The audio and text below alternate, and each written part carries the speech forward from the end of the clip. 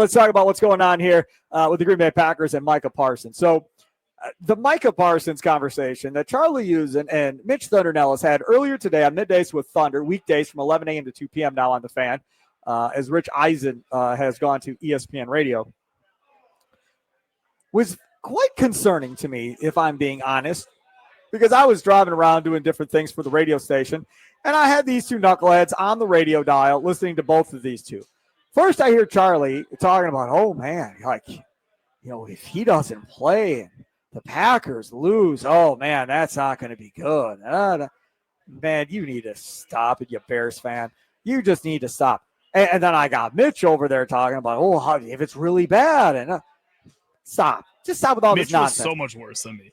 He was way more down and depressed. Yes, he was. Yes, you were both very depressing to listen to. You really were. You needed an energy drink to get through that show. This is where I'm at. I don't care if he doesn't play in this game. I don't care if he doesn't play against Washington on Thursday. Do you know what I care about? I care about that the man plays in the second half of the season and going into the playoffs. That's what I care about. If the man doesn't play the first 3 or 4 games, but his back is good the rest of the year after that, don't need surgery, don't need anything else, and we've taken care of it, fine with me. Don't play until after the bye week. You and Christian Watson can come back together against the Bengals. Totally fine. I have no issue with it. And if you are listening to the sound of my voice right now on The Fan, you shouldn't be all that worried about it either. This isn't a rental, right? You don't get Micah Parsons for this year, and then he's a free agent after the season is up. And then he can go to Detroit, or he can go to Chicago, or go wherever he wants. That's not what this is. You signed him to a long-term contract. And when you signed him to a long-term contract, it was with long-term aspirations of what this thing was going to be looking like going forward. He isn't 33 with a bad back. That's completely different than somebody in their mid-20s with a bad back at this point. I think there's a lot of overreaction and a lot of overanalysis right now on his back. If I'm Matt LaFleur and if I'm Brian Gutekunst, if my doctors and my training staff say, if we're being honest, him not playing the first 2 games, it would be beneficial to his back long-term. If they tell me that, we're good. You're not playing the first 2 games. Because remember, that second game against Washington is Thursday night football. So you play Sunday, and then you play Thursday. Both games are games you may not win. You may be 0-2 to start the season. And if the Packers are 0-2 to start the season, it is not end of the world. Do not freak out. Do not act like the world is ending because the Packers are 0-2. The season will not be over. Won't be off to a great start, but it won't be over. The long-term health of Micah Parsons is the number one concern. The number one concern should not be whether or not he plays this week, the second week, the third week, the fourth week. Long-term health is what we're talking about. So if they say he's better off waiting till after the bye week to play, cool. Then he can sit till after the bye week and him and Christian Watson can come out and play together. I'd rather have that than say, okay, I'm Micah Parsons. Ooh, I'm going to go out there and show him how tough I am.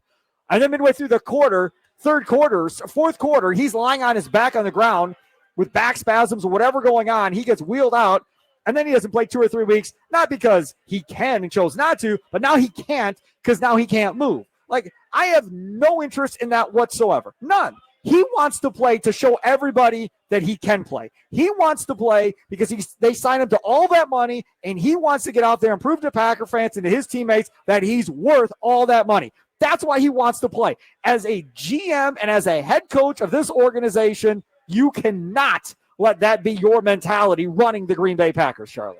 Or the back just isn't as bad as a lot of people want to make it out to be. Again, there's videos of him practicing and looking good from the past couple of days where he looks like he's moving fine, where he looks like he's hitting pads and hitting people and doing one-on-one reps fine.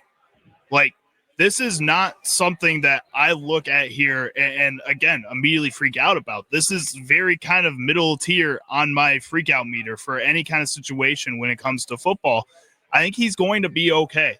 I really don't think that at any point here that he's going to end up on his back, especially if you limit his snaps from the beginning, like we were talking about with that 20 snap count there through these first couple of games. I am honestly kind of the opposite of you. I don't think you can lose both of these first 2 games. I don't think that is something that this Green Bay Packers team, who we've talked about over the past few weeks before they traded for Micah Parsons, how they were a lot closer to the pack albeit they were at the top of the pack, but they're a lot closer to the pack than they were to the Philadelphia Eagles. You went and traded for a Micah Parsons in order to separate yourself from that pack and put yourself closer to the Philadelphia Eagles. And now you're going to go 2 weeks without him and put yourself immediately back into that pack where you're playing two other teams who are also at the top of that pack as well, who are also going to be playing for playoff positions later on in the year and could be extremely important in the way that you are seated in the playoffs, which does mean something.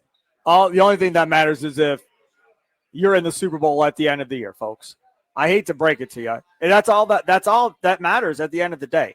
And we're getting more into this 4 o'clock hour. But you traded for Micah Parsons to go win a Super Bowl. To go to the Super Bowl. That's why you traded for Micah Parsons. You didn't trade for Micah Parsons to week 1 or week 2 in 2025. You traded for Micah Parsons to bring home the Vince Lombardi trophy back to where it belongs in Titletown in Green Bay, Wisconsin. You didn't trade for him for regular season games at the beginning of the season. That's not why Brian Gutekunst made this deal. That's not part of the deal. It never was part of the deal at the end of the day. And you're saying, well, you got to prove to everybody that you've caught Philly. I'll prove to everybody I caught Philly when we beat Philly in the playoffs. Then nobody will be talking about week 1 and week 2 and losing those games. It doesn't matter. If Micah Parsons plays, let's say he plays week 1 and 2, and he plays through the year. And then let's say his back acts up. Week 16, week 15, his back goes on and says, dude, I can't do this anymore, man. I'm going to have some rest or something. And now he's not available in a playoff game or 2 playoff games, and you lose. Then what? Then it's going to like, well, at least he played the regular season. I mean, nothing we can do that. He was hurt in the postseason. Or let's say he plays all year, never 100%, fighting with that back pain the whole time, doesn't play well in a postseason game because he's still dealing with pain, and they get beat. Is he going to be given the out that he's been playing with back pain and he's still going to be deemed a hero at the end of the day? Or is it going to be, wow, he wasn't worth the trade. I can't believe they made the trade. He did disappear in the playoffs like everybody said he would. See, that's the thing in my mind. If I'm Micah Parsons, man, I get it, right? I get the pride thing of I'm going to prove to everybody I'm going to play and I'm not going to wimp out here and sit out games because I don't feel right. I understand that aspect of it. But at the same time, man, you have the rest of your career in front of you, man. You aren't a 15-year vet whose career is around the corner being done, and you're fighting getting through to the end, and your one last chance at winning a Super Bowl is this year, so you're going to gut it out and try and get through it. You got so much time left. There's no reason to put yourself in this situation, Charlie. Why was it before we traded for Micah Parsons that people should be more frustrated with the Packers because they're not making aggressive moves to win the Super Bowl? Yep. And then now all of a sudden after we trade for Micah Parsons, it's don't be aggressive anymore. Don't make any other moves. You're talking about a player's health. You're not talking about trading for players or signing players. You're talking about a star player's health. His health is. Nobody really truly knows. And he hasn't said anything about it. That's what we're down to. He's on the practice field playing. He's out there practicing. He's out there playing football right now. He pushed a sled. That's what I saw. I don't know what you saw. I saw him push a sled. Out there practicing. He's on the field. If he was really that hurt, if that was really the situation that he was in here and really could not walk at all because his back pain was so bad, he would not be. Well, then he wouldn't have passed the physical, and he wouldn't be on this team. And he passed the physical, so that means it cannot be that bad. Okay, so in your mind, then. Is he a wimp if he doesn't play on Sunday? No. Are you calling him out saying, oh, come on, man, you practiced all week. You're not tough enough to suck it up and play after you practiced all week? No, that is not what Well, you're saying the reason he should play is because he's practicing, Charlie. I'm saying the reason he should play is because he can play. But if he doesn't play, then it's on him then, right? Then he can't play. Then he needs to say something about that. This is all like, this is not on him. This is going to be on the Packers coaching staff and the training staff. The Packers want to go and win games. You can't just ignore the entire regular season and hope that everything's going to be okay. The reason you get a Micah Parsons, again, is to take that next step. It's not to prove people wrong or have Micah prove people wrong or anything. What's the next step? The next step is making a run at some point in the playoffs. The next step is significantly winning this division and putting yourself in the best position. The biggest problem we had with this Packers team last year was not that they lost in the playoffs, is that they went 1-5 in the division. We talked about it for multiple weeks after the season was over. But it wouldn't have mattered if they went 5-1 in the division. They still lose in the same round of the playoffs. It doesn't matter. They might have had a higher seed. They might have gotten a first-round bye. They might have been healthier later on in the playoffs. A lot of mights. We don't know.